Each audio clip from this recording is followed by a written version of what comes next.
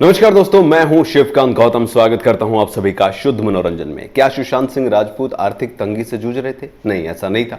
उनके पास पैसों की कमी नहीं थी। कुल मिलाकर उनकी प्रॉपर्टी 60 करोड़ की गई। जो नेटवर्थ थी, उनके पास दुनिया की सबसे महंगी टेलीस्कोप में से एक टेलीस्कोप थी, जिससे वो चांद, तारे, सूरज ही नहीं बल्कि ब्रह्मांड की सारी चीजें देख पाते थे।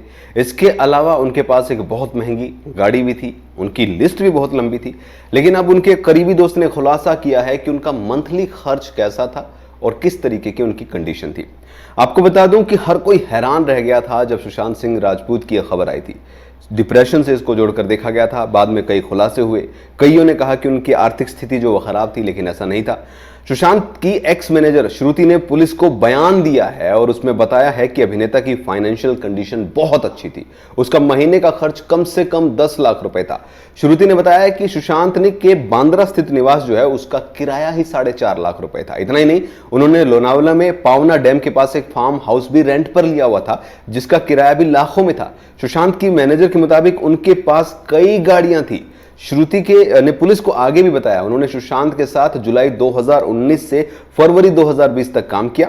सुशांत बीते कुछ समय से 4 प्रोजेक्ट पर काम कर रहे थे। इनमें से एक सोशल कोज, एक खगोल शास्त्र, एक्टिंग सिखाने के प्रोजेक्ट भी शामिल थे। उन्होंने आगे बताया कि विविड रेंज रियलिस्टिक नाम की एक कंपनी भी उन्होंने खोल रखी थी। यह उनका वर्चुअल रियलिटी प्रोजेक्ट था। इसके अलावा वो national India for world NIFW के नाम से प्रोजेक्ट पर भी काम कर रहे थे, जिसके जरिए वो नासा और इसरो से संबंधित जानकारी जुटाते रहते थे। उन्हें खगोल शास्त्र यानी कि जो तारे सितारे इनकी बातें वो हमेशा करते रहते थे। किसी भी फिल्म सेट पे जाते थे, उनमें बहुत दिलचस्पी थी। आपको ये भी बता दूं कि उनकी छिछोरे जो आई थी, उसके बाद में वो एक और प्रोजेक्ट भी लेकर चलना चाह रहे थे। छिछोरे फिल्म में श्रुति ने डबिंग में सुशांत राजपूत की मदद की थी। उन्होंने ये सारे खुलासे किए हैं। श्रुति के अलावा किस किस से पूछताछ हुई है, ये भी बात निकलकर सामने आई है। उनकी दोस्त रिया चक्रवर्ती से बात हुई है। PR मैनेजर राधिका नीलानी के भी जो है बयान दर्ज किए गए हैं। राधिका ने भी बताया था कि पहले उन्होंने उनको बोल दिया था कि वो चले जाएं, ये अक्टूबर के आसपास का मामला है, लेकिन जनवरी में उन्होंने उनको दोबारा अपने पास बुला लिया था और काम शुरू कर लिया था।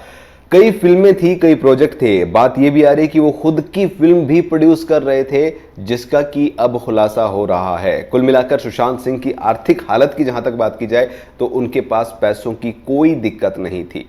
अभिनेता करीब एक फिल्म के 8 करोड़ रुपए चार्ज करते थे और एक एड के, एक विज्ञापन के 1 से 2 करोड़ रुपए के बीच में वो चार्ज करते थे। इतना ही नहीं, उनको फिल्में जून 2021 तक उनके पास डेट नहीं थी। सारी डेट्स उनकी बुक थी और 2 बड़ी फिल्मों पर उनकी बात चल रही थी, जिनकी फीस उन्हें 11-11 करोड़ रुपए मिलनी थी। तो कुल मिलाकर उनके पास फाइनेंशियली कोई भी क्राइसिस नहीं था। उन्होंने अपना घर छोड़ के 4.5 लाख रुपए मकान जो है किराए का लिया हुआ था, जो रिया और उनके नाम 2022 तक के लिए था। जी हाँ, 2022 तक की लीज जो है वो साइन हो चुकी थी। नवंबर में उन्हें शादी करनी थी, लेकिन उससे पहले ये हादसा हो गया। और अब उनके करीबी ने खुलासा किया है कि कुछ भी ऐसा नहीं था जिस कंडीशन की बातें अब चल रही है।